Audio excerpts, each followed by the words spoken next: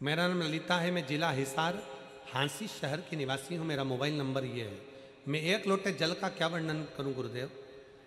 गुरुजी, मुझे किराए के घर में रहते हुए 20 साल हो गए थे, पर जब से मैंने शिव महापुराण की कथा महादेव के ऊपर एक लोटा जल चढ़ाना प्रारंभ करा, बाबा ने मेरा हाथ पकड़ा है।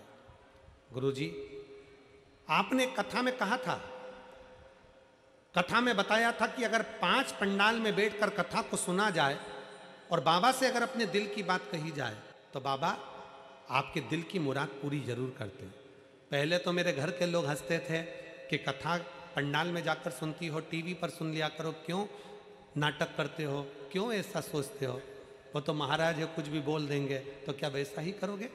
पर मैंने मेरे परिवार वालों से कहा, सियोर वाला महाराज कहता है कि 5 पंडाल में बैठकर कथा सुनी जाए और दिल से अगर मांगा जाए तो पूर्ण जरूर करता है बाबा। मैं भी एक कामना लेकर 5 पंडाल में कथा सुनने के लिए जाऊंगी। गुरुदेव, मेरे 4 पंडाल तो पूरे हुए, पर आशा नहीं थी गुरुदेव कि मैंने जो मांगा है वो पूरा होगा, क्योंकि हमारे खुद के खाने के लाले पड़ते तो मकान कैसे आ सकता है गुरुदेव। गुरुदेव, 35 साल से मुझे दौरे आते थे, 35 साल से दौरे आते थे। लोग कहते थे मिर्गी के दौरे हैं, कोई कुछ कहता था, मैं बेहोश होकर नीचे गिर जाती थी। 35 साल से मिर्गी के दौरे आना, लगातार आना और मुझे गिर जाना, संभालने के लिए कोई ना कोई आता था गुरुदेव। मैंने बाबा से केवल 2 ही चीज़ मांगी थी गुरुदेव, एक मेरे दौरे आना बंद हो जाए और दूसरा मेरा खुद का मकान हो जाए।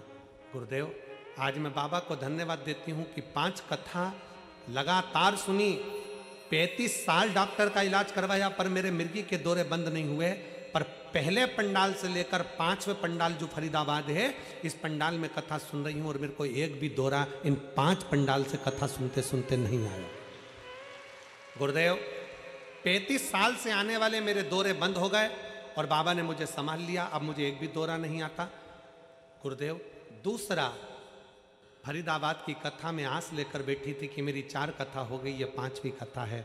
बाबा, तूने कभी खाली नहीं छोड़ा, फरीदाबाद में केवल 5 दिन की कथा है, तू कैसे मेरे मकान का काम करेगा, कैसे मुझे मकान दिलाएगा। पर गुरुदेव, कल की कथा पूर्ण सुनी और बाबा के पंडाल में मेरी 5वीं कथा है और मेरे घर से फ़ोन आ गया कि अपना मकान खुद का हो गया। मैं बाबा को धन्यवाद देने के लिए यहाँ पर प्रणाम करने के लिए